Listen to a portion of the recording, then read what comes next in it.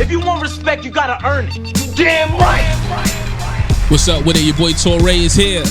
Bonsu Thompson, hard to earn. You already know what it is. Yeah, we back, B. Good to see you, man. It's wonderful to see you, man. Good to see you. Before we even get into the episode, congratulations to you. What did I do, sir? You did something amazing. Did I? This past week, yes. So did you. Well, actually, yeah, it was the both of us. I mean, I think B.I.G. is proud, man. Yeah, now we put on for Brooklyn. Absolutely. We put on for Life Brooklyn After heavy. Death, 25th anniversary in Bed-Stuy, Brooklyn, Restoration Plaza. It was a beautiful evening, man. Shout out to everybody that came out, everyone that supported, all the sponsors, and we'll get into all of that. Actually, I got a chance to catch a little bit of the video. The video looks amazing. So the video and the audio looks amazing. So I think the people are going to get a bonus episode of Hard to Earn. Oh, look at that. Look at that. We might have to put that Christmas on early. We might have to put that on Patreon. We might have to put that behind the paywall. Seriously. I'm going to have to come up with some scratch for that. Yeah, nah, but the episode was amazing again. Shout out to everybody that was there. And we back in the studio to give it to you again. Absolutely. That's what we do, right? Yeah. That's what we do, man. What we got today? 30 years ago. That's a long time. 30 years ago. That's a long time. Liggedy long. 30 years ago, Das EFX gave us their debut album, Dead Serious. Dead Serious. Where were you in the, what was it, April of 92? Yeah, April of 1992, and I was a buck. I was a super shorty.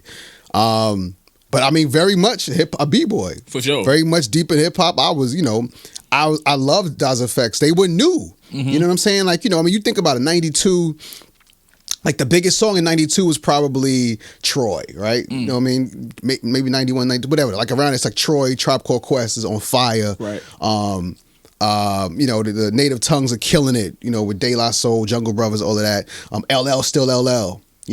Kane is kind of on the decline, you know what I'm saying? So it's a new era, a new crop. Gangstar's coming on the scene. Right. You know what I'm saying? And EPMD was still those dudes. For sure. But Parrish handles his business, so he started bringing other dudes. Right. Redman, you know what I'm saying? Like legend. And then Das EFX comes, these grimy Brooklyn and Teaneck, New Jersey, had the dreads. With the dreads, yeah. They had the Carhartt. 40 belows. 40 belows. You know what I'm saying? Just grimy dreads. You know what I'm saying? Just grimy. I mean, their first video, they're literally in the sewer. In the sewer. Yeah, in the sewer. Actually in the sewer. I mean, if you can't get any more literal than that, they were coming from the underground. You know what I'm saying? That's a whole different, they took the underground to a whole other level. Man, they were literal like a motherfucker on the nose. So yeah. For sure. But I mean, I remember being a super shorty and like mesmerized. Like, wow. Yeah. These dudes, I've never heard anything like this. For sure. I mean, lyrical acrobatics at its best. It was, because we were watching the evolution of hip hop in this moment, right? It went from the hip to the hippie to getting a little more lyrical, once Rakim changes the game. Absolutely. LL changes the game. EPMD brings something different to the game. You already made reference to like P-Rock and CL and what they were doing. So Tribe, what they were doing, what the Native Tongue family was doing. Unsung cats, like, I was a huge DOC fan, shout out to DOC. Yeah, like massive DOC fan, The West Coast. West. Yeah. The funny thing about this album, so it came in April of 92, and they actually make reference on the song called East Coast, where they putting on for the East Coast that we'll get into later. Yep. But boy, oh boy, nobody knew what was right around the corner. The Chronic dropped at the end of 92. They snatched the coast right back. And how they say nothing was the same? Nothing ever again. Have but mercy. Das EFX came with this different style. It was something different that we weren't used to. Right.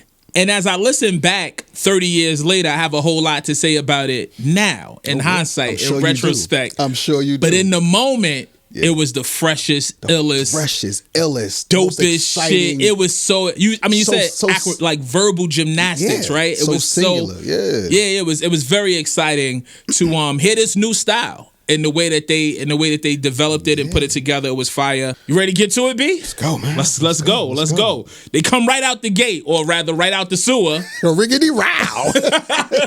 Yo, that's the first thing you said to me on your album. Let's see how I'm gonna approach this. I'm gonna broach this. Fuck it. Riggedy row. Riggedy row is a wild way to start that album. Indeed, but it grabs your attention. For sure. It grabs your attention, man. I mean, this beat is still so hard. I mean, listening to this album in 2022 is a very interesting listen. And we'll have much to say for sure. But this is one of those beats, man, that like was grabbed my attention from jump. From the first time I heard it. Loved it, never stopped loving it. It still bangs today. And it shows just the genius of Das EFX at the time. For sure. We weren't hearing anything like this. I mean, these dudes, they put so many references, man. The volume of references and the whole album is a commercial. Bro, but it's like a library of pop culture, like, from cereal names to pop phrases to TV slogans. I mean, like they just run the gamut. They put so much into one bar. They string these like these. It's not even a straight line of thought. It's just like it's all over the place. It's like a collage painting. It's like almost like a collage painting. So or like a patchwork quilt. Yeah. Man. Shout out to Derek Lynch and Chris Charity, known as Solid Scheme, who were their producers, and I like that because obviously EPMD has their own sound and Redman had his own sound, but was derived from what Eric Sermon was given, and Das EFX stuck with their guys. Solid Scheme, they had great chemistry. And the beats didn't suffer at all. They didn't because these guys weren't the biggest names or whatever. Yeah. It wasn't like the production was subpar, and it fit so well for what they were doing and what they were giving.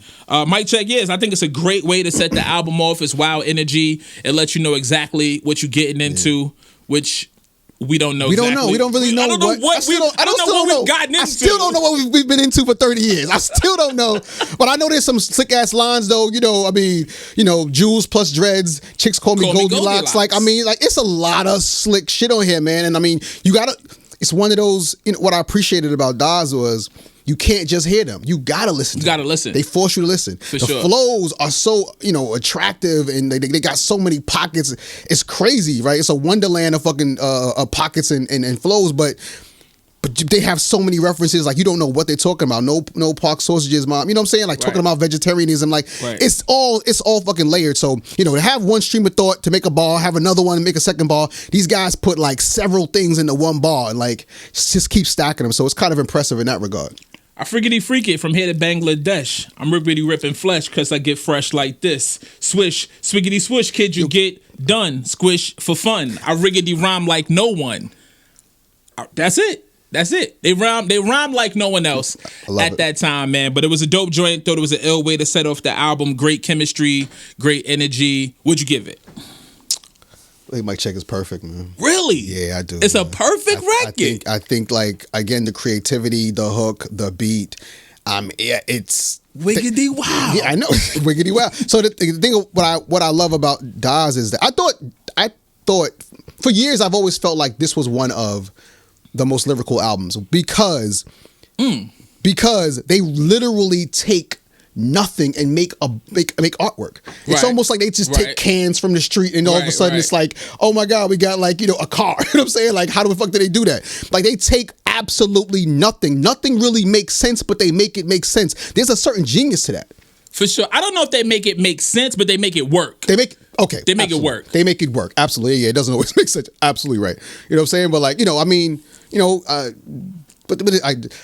they called me Butterfingers because I jiggity drop enough styles. Like just like enough styles. Iggity, eeny, meeny, miny, mo. Just man, like they were just on to something totally different. Yeah. And what I loved about it was so unique. Some may say gimmicky, right?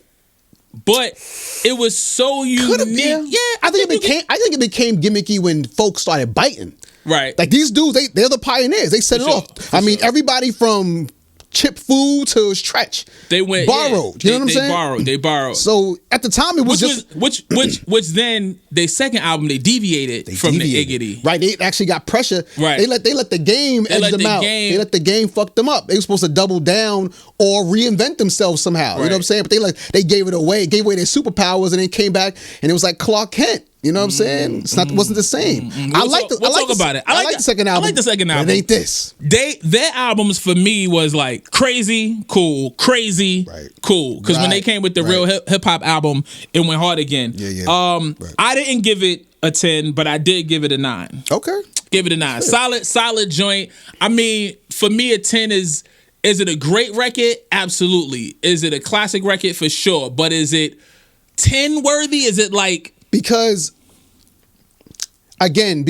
number one, there was nothing. I had to give it Pioneer credit. There was nothing else like this. Like, you haven't even heard anything. All the greats. Kane was doing, like, he was rapping fast. Right. You still ain't hearing anything like that. This is before Twista and them. You know what I'm saying? Like, this was just so original.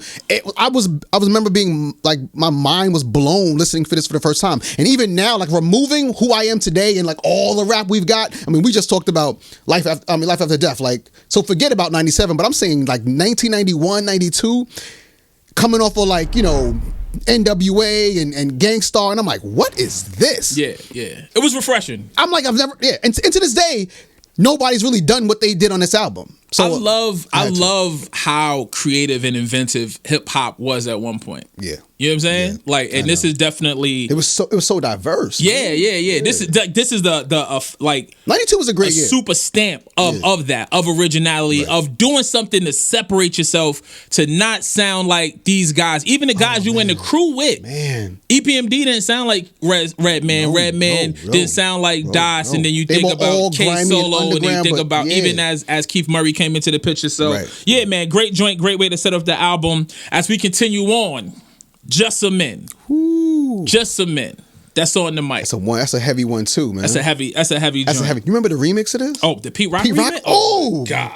Oh my God. Oh good Lord. Oh yeah, no, the Pete Rock remix. I love this song. But that Pete Rock remix wow, and that came something different, man. Did you watch Pete Rock's Unsung? I didn't catch it. I was working. Right. Same here. Getting ready for this. Same here. I didn't get a chance to catch it, but I'm definitely gonna.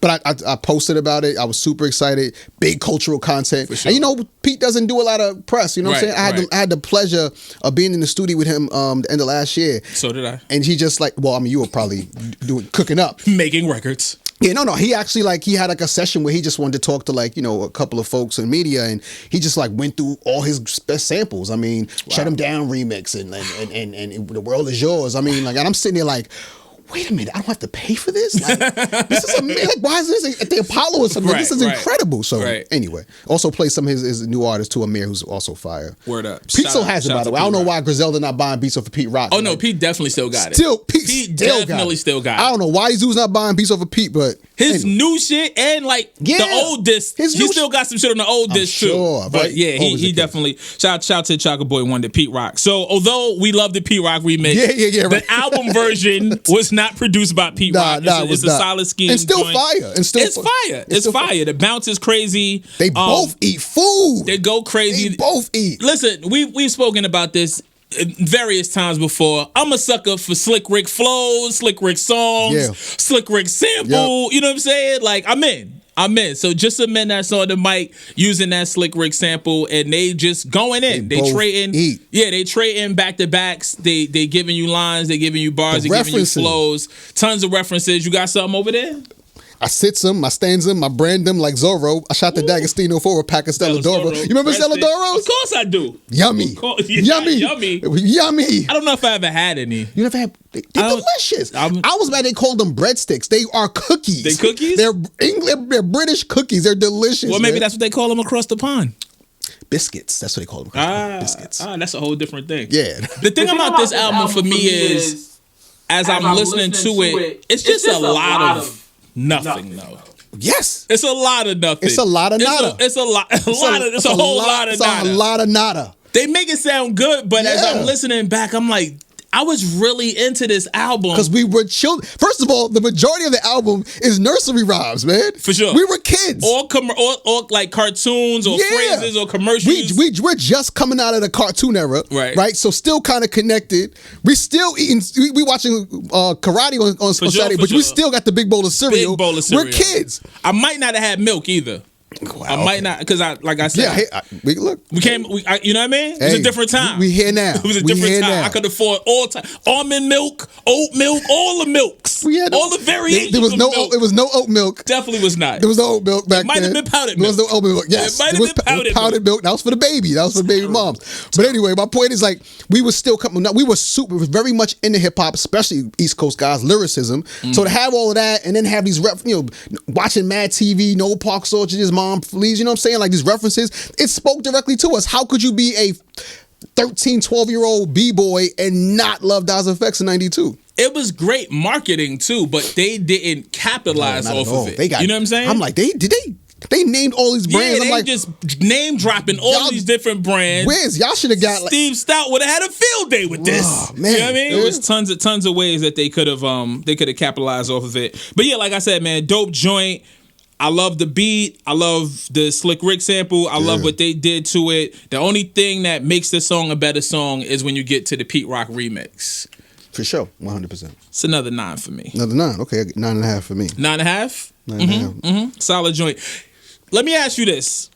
I used to Fraggle Rock ya, but now we're Fraggle Stone ya. Alona. I can't swim. I'm lamping in my hoodie. And I get down and boogie oogie. Cause we're. Come on, man. Come on. Dre? What makes you do that in the middle of your verse? But anyway. Dre or Books? Why are we doing this? Because this is what we do. Why are we doing this? Because it's not simple to earn. They're the Wonder Twins, man. Because it's not easy to earn. It's not easy to earn. It's hard to earn. They are Wonder Twins, man. They're the Wonder Twins. They're Wonder Twins, bro. Okay. Wonder Twins. Telling you, man. Okay. I had another question, but I'm going to leave it. I thought Skoob's name was so ill, by the way. It's the Books in Reverse. That's so ill. Yeah. That's so ill. But Krazy Drazy is just Krazy Drazy. That's just Krazy Drazy. That's why he set off his album. That's why he came in the booth talking about Riggedy Row, right? Like a nut. So now we move into the Das EFX Museum, I suppose. 100%. I suppose we're at the Das EFX. This is the biggest Das EFX song ever. Okay. Yeah. They Want EFX. Take it away. They Want EFX. Anomaly, man. We didn't know what the fuck we were. Again, we were struck, like we were frozen when we first heard this song. I mean, what the fuck are these? Who are these guys? What are they talking about? What the fuck are they talking about? Why they look like that? Why can't I stop listening? And why can't I stop listening? I'm like, very, very valuable question. You know what I'm saying? Like, super valid question. It's that infectious, man. Like, what are they talking about? Some of this shit sounds familiar. None of this shit matches. Right. Like, it's like somebody just got dressed in the dark. You know what I'm saying? But somehow they look fly as fuck. Somehow it just works. Talent of creator. I don't know, man. You know what I'm saying? Like, they just made it work, man. But like, again, brilliant lyricism, lyrical acrobatics, wild references. This record is like a game record with name drops. It's so many references. And here it's just like chock full. And he means the game, by the way, if y'all didn't catch that. Yeah. Hilarious. I mean, but even the way like they set up, the way they set up the whole, my thigh bones connect, my hip bones connected to my thigh bone, thigh bones connect my knee bones connected to my hardy har. And then he goes to the whole funny bone thing, like hardy har funny bone, right. That's brilliant, man. You know what I'm saying? Again, nobody was doing this back then, man. It was genius. It was like that connective train of or way of thought. Yeah. You know what I'm saying? Like that it was real like abstract, but if you break it down line for line, it doesn't make sense together, but it's connected somehow. Absolutely. Yeah, literally. this genius in that. So here's something, and then like the tongue twisters, right? Right. The jibbity jabber jaw is jabbing at your funny bone. You know what I'm saying? Like jibbity yowza, I got crazy smarts like that. Skip the Ovaltine. Skip the Ovaltine. I'd rather have my honeycomb. Like just what? Right. And yet I'm like, yeah. What? I don't know what that means, but yeah. It was so much product placement. It was so much familiarity in it, right? Yeah, there's no way they shouldn't have. They should have been rich. Oh yeah, they definitely should have got to the bag. But it was like we were so familiar with all of these different brands and phrases and things that they was talking about. That's another thing that kept us the TV generation drawn in, right? The Super TV generation. Absolutely. I oftentimes compare Das EFX to Migos. Oh, I like this. Go ahead. Yeah, I like where you're going. Because people say, oh, it's mumble rap, is this, doesn't make sense. People say Migos is mumble rap? Yes. Really? Yes, yeah. You know the purists. I know the mumble rappers. They so purified. Same label. You can find the mumble rappers on the same label. They over there. QC. But you got, wrong. Same house, wrong relatives. Right, wrong room. Studio B. Studio B. Wow. Yeah, but Migos catches a lot of flack. I think that Migos is this generation's Das EFX. Now, granted, they've been here for years at this point now. But, and that's a great comparison. Yeah, because when you listen to it, if you just listen on the surface, you might be like, what are they talking about, right? Or how does that make sense or whatever. But it sounds amazing. And if you really get into it, they be rapping. And it be wild flows, and it be wild pockets. Wild references. And it be wild tongue twisted. And it be wild melodic. Seriously, and it be wild. So I'm like, because because you're a hip hop purist and you love Das EFX, but what were they talking about? Tell me what they were talking about. Great comparison. At least Migos gave us a little more of the lifestyle. Like we see it a little more. We see them in the club, the champagne. You know what I'm saying? Shorty in the whip, blah blah blah, that type of whip. You know what I'm saying? Like so, they actually have. Das EFX gave you their lifestyle. They was in the sewer. They came up with 40 belows on. Bruh. They might have stunk. They like same shit. One of them, they were shitting on themselves also, right? We'll get there. Yeah, we actually one song away. That's a wow. You know what? Let's finish talking about. Let's get out the museum before we go to the shitter. So they Want EFX. I mean, one thing about They Want EFX that I do want to point out is that it was produced by Das EFX. Actually, right. I forgot. It's the first joint that was not That's crazy. credited as Solid Scheme on the album. That's fire though, man. For that to be your first single, 1991. You know, album came out in 92. That single came out in 91. Again, sounding like that lyrically and also producing the beat. I mean, not our favorite beat, but like, it wasn't trash. You know what I'm saying? Like Lil Finesse had that same sample. Did it? Yeah. On what, the EP? On I think it was on the Return of the Funky Man album. Okay. Yeah. No, it was on the Funky Technician album. Gotcha. Okay. Yeah, on the Funky Technician album. There's so much to say about this song. I mean, I do say that again. I have the word gimmicky in here, right? Mm-hmm. Because it's so. As you listen to this shit, and it's very intentional that they pull in references from commercials and that they pull in phrases and that they pull in slogans and all of that. So it could be looked at as a gimmick, but it didn't come off as corny. It wasn't. I say it wasn't gimmicky because they really weren't. Just what we said, they were not taking advantage of this. You know what I'm saying? Like if it was gimmicky, then like they'd be doing this for some kind of gain, hopefully monetarily. They were not. This was all just creativity. It was creativity, but it was also almost like a cheat code because like you're familiar with these phrases. You're familiar with Thundercats and all of these different slogans and all of these different jingles that come from commercials. So it's almost like using a loop that everybody knows. It's like a cheat code. It's like you already halfway there. I wouldn't say a cheat code. I think that's brilliant. That's almost like that's my superpower. You can't say Wolverine's, he's cheating because he's using his talons. You know what I'm saying? Like he's not. He cheated. That's who he is. That's who he got. That's what he got. You know what I'm saying? Superman can fly. Like that's what he has. So if Mike Checka got a 10, then They Want EFX. They Want EFX. Actually, I don't love They Want EFX more than Mike Checka. Oh, do tell. I don't. Again, you know how we rank this, right? If it's a 10. Now, we're familiar with the They Want EFX beat. It comes on in the club. It comes on anywhere. Right. We immediately perk up. We know what it is. Right. But I don't love that beat. Me either. It was never one of my favorite beats. Exactly. Mike Checka's beat is better than They Want EFX beat. For sure. You know what I'm saying? Why did They Want EFX work then? There was nothing like it. At all. We had never heard anything like that. Mind you, this is before Mike Checka. Right. This is before anything. Right. This is the very first. Single. This is the very. They didn't have an appearance on the EPMD album. Right. This is the first introduction to them. And we're like, what the fuck is this? You can remember like a Saturday night mix show, it playing, and you instantly like, yo, what the fuck is that? And then you see them for the first time on Video Music Box. And you like, yo, what? These niggas look like they look like the niggas on the corner. They look like that sound. They look like they look like how they sound. Look like how they sound. When I saw Krazy Drazy, I was like, that's the nigga that said Riggedy Row. That's the sewer. Yo, that's crazy. Yeah, man. So that's why, to answer your question, that's why that song worked, man. It was absolutely nothing. For sure. 1991 that sounded like They Want EFX. Super original. But with all of that said, I gave it a 9. I give it a 9. Give it a 9? Give it a 9. All right. So we spoke a little earlier about this particular. You want to get into some shit? Oh God, this guy. You want to get into some shit? This guy here. This guy's so witty with it. Yo, why is that? So we're moving into Looseys, ladies and gentlemen, of song number 4 of the Das EFX. I remember Loosey. With the fat, juicy watermelon coming out the store. Special ed, right? They said for the special ed. Who's talking about an actual female Loosey. A human being. Loosey. With a fat butt. Yeah, you know what I mean? From Brooklyn. Right. And they turned it into their butts, which were leaking. Yo. You know what I'm saying? So now we can get into some shit, B.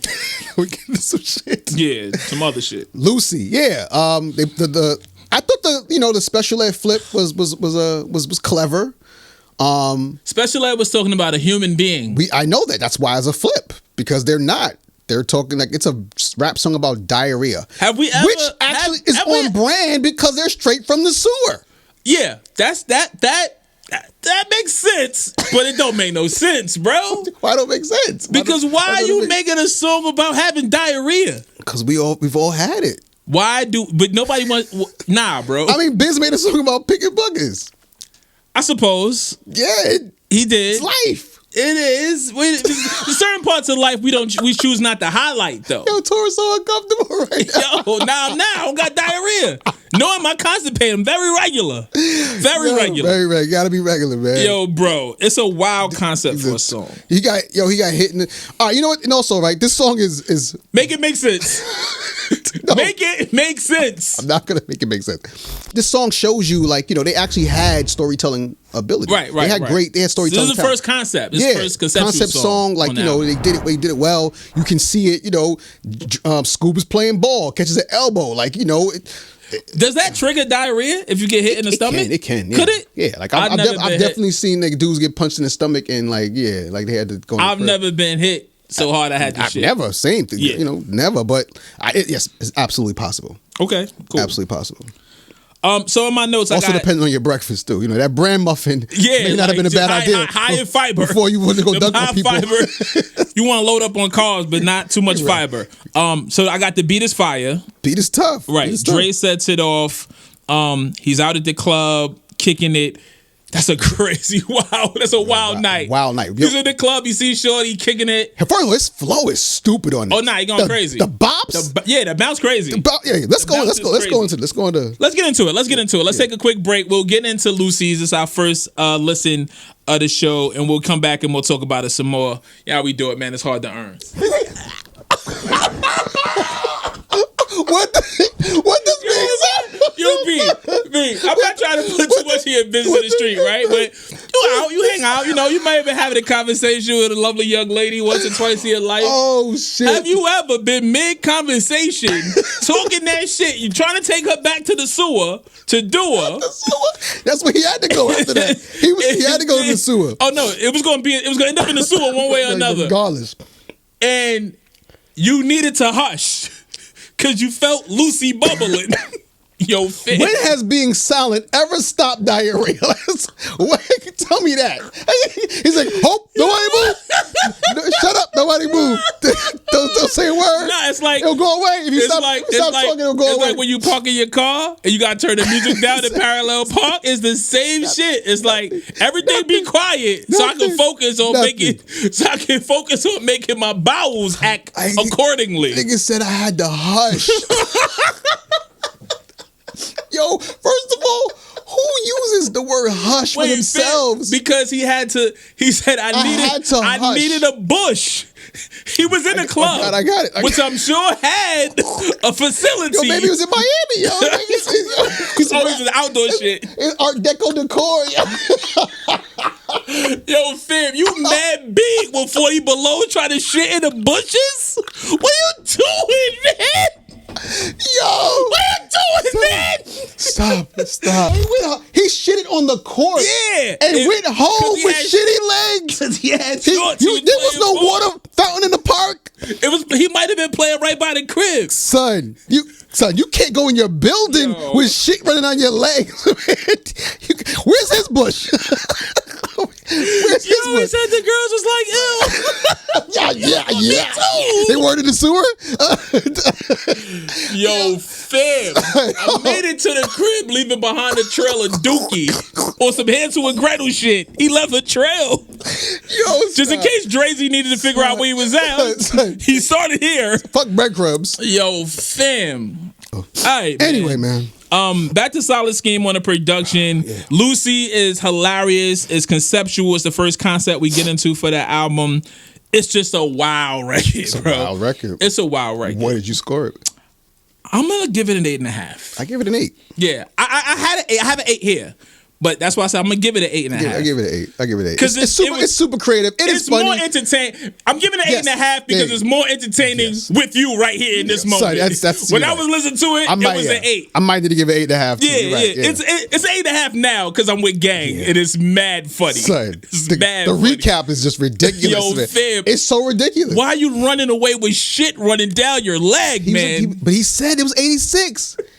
So if he's like 21, right? This was when he was. That still doesn't make it. Yeah, nah, bro, you too old for that shit. That don't match up, brother. Literally and figuratively. If you 14, you know not to fucking run in that. My son is 14 right now. He plays ball. If he ever came home with shit running down his leg, he got to get back out. Go back outside. That's wild. You couldn't come in the house if you stepped in shit. You gonna come in the house with your own shit on your leg? Like what? You kidding me? Yo, fam, if you're not a newborn baby, it's unacceptable. So you're not a toddler? It's unacceptable. Yeah. So, definitely the most entertaining song on the album thus far. I'm very thoroughly amused by it all. As we continue on, man. Dum Dums. Dum Dums. Take it away, B. Dum Dum is a dumb song, man. It's a pretty dumb song, man. Yo, you know what's crazy? Dum Dums was my shit, too. And I get it. It was my shit. I get it. Yep. But when I was it was a listening bop. to it, It was a bop. I was like, damn, this used to really be my record. 2022, that's a dumb song. Used to be. Wow, misogynistic, son. Used to be my record. Wow, misogynistic. Super childish. Right. Like, they like the hating dudes who couldn't get ass, so they just want all the fucked up shit to happen to women, man. Like, you know, you trying to prove shit to your boys. Like, it's just toxic masculinity, misogyny. Well, I mean, Skoob's verse is about Loretta, you know, who used to kick it with Stan, the drug dealer. He's being petty. Definitely being petty. Cause you in the sewer with your fucking 40 belows. Like, yeah, she would. But look, Stan went to jail. Now, you know, look at me now, honey, because it's the morning after. I'm dapper. Absolutely not, by the way. And you're an underground rapper. That don't really go together. Yeah, like, dapper, nappy, underground. It rhymes. You could be dapper today and nappy, but it rhymes. In 1992, nah, you just look crazy. You know, but he took it to the show. They smoked and then they smashed. You know what I mean? Yeah, I mean, Dum-Dums. He was being petty, and then I brought it to my boys to show them how dumb she was. It's like, yeah, man. I mean, there's not a lot to say about the song. I think I said the beat is cool. The rhymes leave a little to be desired. Yeah, it doesn't really, and it doesn't really age well either, man. Yeah. Krazy Drazy knows a stuck-up chick that was in an abusive relationship. He's almost like glad that she got her wrist broken, man. Like, that's bro. That's fucked up. Not good, Dre. That's fucked up, that's man. Not good, man. Help the young lady out. She's dumb. Come on, man. Run DMC sample in it. I like that. I love these little samples, little nuggets. These little great samples nuggets. Samples on the side. Yes, solid scheme, man. Super dope with the production. I wish we would have heard more from them and of them. I feel like the same way it dies, man. Yeah, for sure. What did you give Dum Dums? 7. Give it a 7. Yeah. Oh, you really big drop. Yeah, I mean, it's not terrible. It just didn't age well. It's, again, super childish, misogynistic. Yeah. Not even, Slick Rick was misogynistic, but he was funny as fuck. And Slick Rick is the greatest. Watch your mouth. Yeah. No, he's the god. He's the god. Nope. I'm saying, but the greatest. That's it. Okay, done. 7.5 over here. 7.5. Okay. Yeah. Same neighborhood. All right, we're gonna stay in the neighborhood. Same shitty block. East Coast. Oh. So this is a time, B, when obviously hip hop originated here on the East Coast, and then after a while it starts to get more regional. We start to hear from the South. We definitely start to hear from the West Coast. And as the hip hop and music starts to travel, people start putting their spin on it and talking about the things that interest them and talking about their neighborhoods and where they come from. And the stronghold that the East Coast has on hip hop. See, because at that point, everybody wanted to impress New York, right? Absolutely. You can talk to any rapper from that time. Right. They wanted respect in New York. They wanted to get play in New York. They wanted the respect from the other MCs that came from New York. Absolutely. It was a rite of passage. It was a thing. Even if you was doing your thing in your hood, in your community or whatever, you wanted that New York respect because you knew that this was the foundation. I mean, it started with of it all. It started in the parks. It started about getting getting on the mic and impressing your neighborhood. So it was the same thing. You know, you want to impress your borough, you want to impress your block, you want to impress your city, you want to impress your state. So I mean, it goes from there. And then because New York was the Mecca, everybody's trying to impress. Right. You know, so. You want to impress your counterparts as well. But at the same time, 92. West Coast is they killing it. Like I said, NWA is leading the way. The Chronic is right around the corner too. Chronic's right around the corner. But also remember, we coming off a Cube. This is Solo Cube. Right. Like he's that guy right now. But Cube had to come to the East Coast to get it. He did have to come. He came to the East Coast to get them beats. You know what I'm saying? He had to come to Public Enemy land to get them beats. You know what I'm saying? So there's still a need facts for that East Coast representation, that sound or what have you. And cosign, for sure. But East Coast out here, I got the drums are hard. The drums are super hard. I love that. I forget what that actual drum sample is, but I love those drums. Anytime somebody uses those drums in any variation, I'm like, oh, the drum, they just go. This is just a hard joint, and they black out. I mean, this is uber lyrical, man. Yeah, they going for it. Books takes a shot at Rico Suave.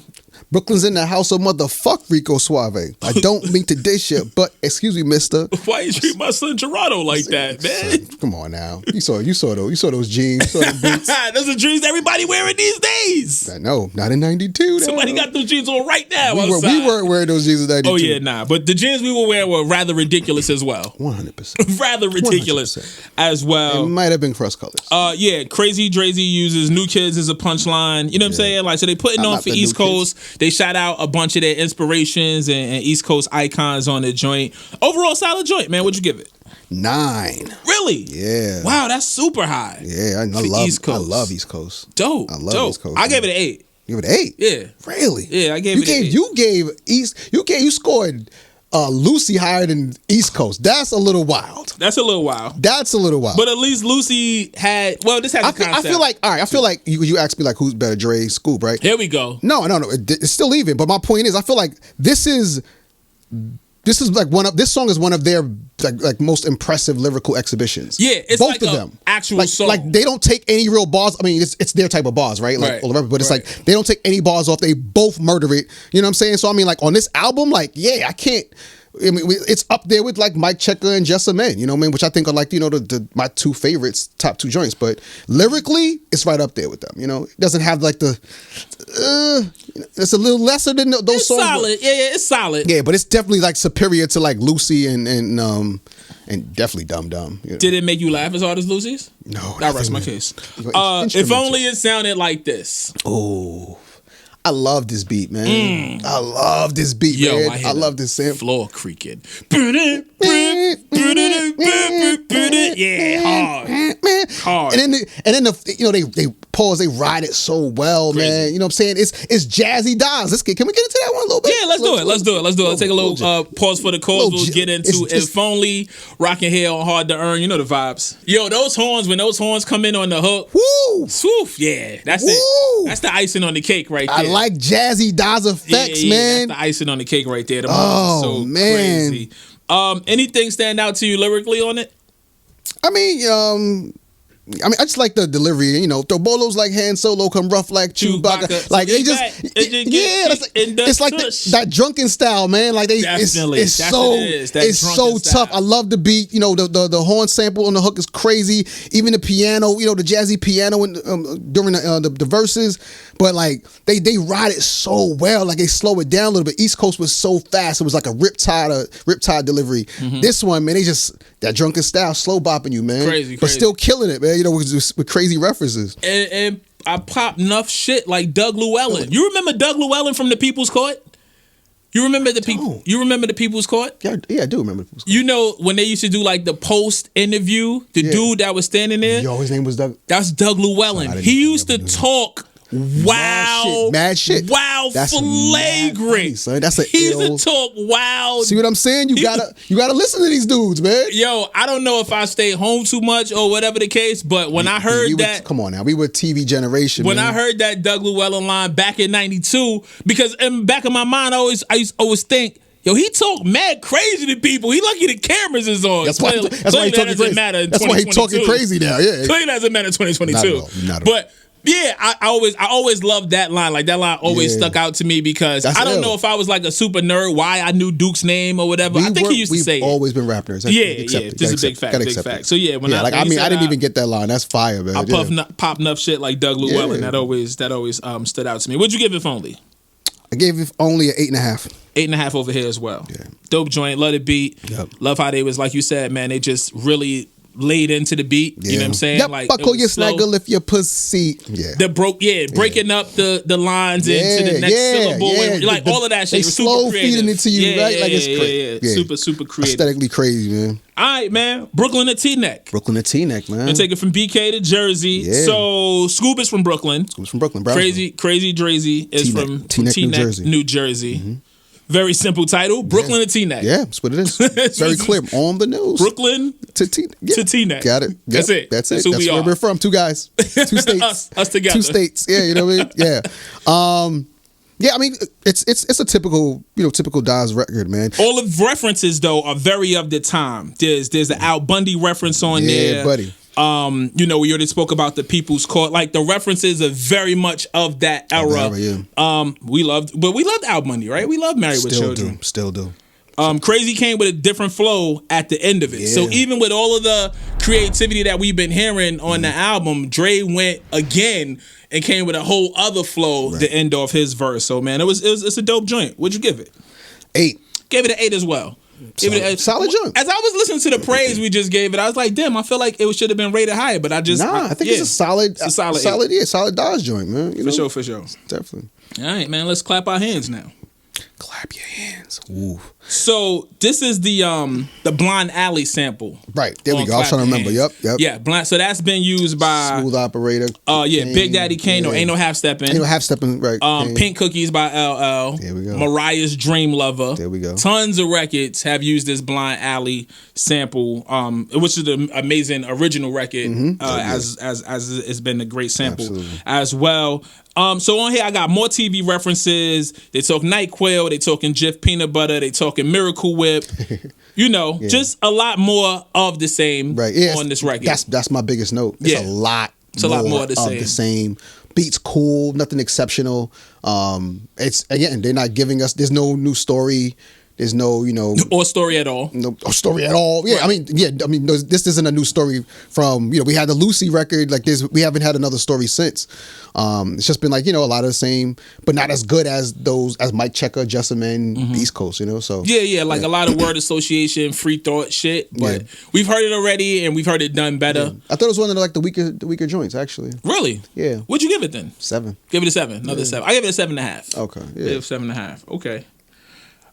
Short album, even with 10 songs at that point. 10 is a great number. Before Illmatic, yeah. Get right to it. But it's a short album for that era, for that time. You know what I'm saying? But we are at the end of the album. Especially when Dougie Fresh was giving you 22 tracks. These guys was giving you 22-minute songs. Chubb Rock's album was ridiculous, by the way.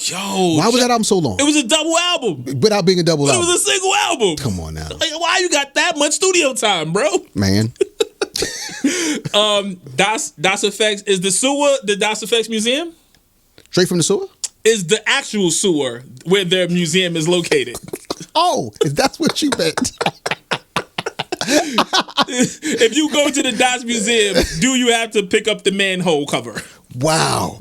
They're not going to get not a lot of traction in that museum, bro. Listen, you have to wear galoshes to go? It ain't for everybody. You have to wear galoshes to go? You definitely got to wear galoshes. 40 Bs. Jesus Christ. Coming straight from the sewer. Das Museum, no? Straight from sewer? Yes. No.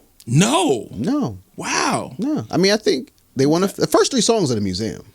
They Want EFX, Jussumen, and Mike Checka. Yeah, I don't know Straight from the sewer. Okay. Straight from the sewer. It's a favorite on the album. It feels like a derivative of Mike Checka.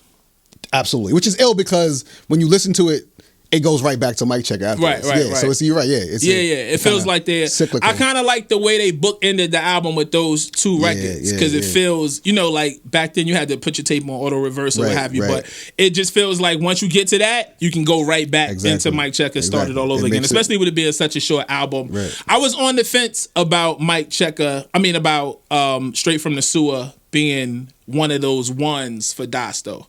Really? Yeah. What's the criticism? No, as far as it being like museum material. Gotcha. And I ended up saying with you, I ended up saying no, it's not. But it's a really solid joint and very reminiscent of what they did on Mic Checka. But they did it really well. Yeah, I actually thought the album should have been called Straight from the Sewer. It should have been. Yeah. It should have been. Because they were not serious about anything on this album. Not serious. Like, dead serious about what? Shitting on yourself? About this shit. These guys are shitting on themselves. We're not taking you seriously. What are you dead serious about, You're not dead serious about anything, actually. The opposite. That's actually hilarious. For sure. They did have an album, Straight Up Suicide. Yep.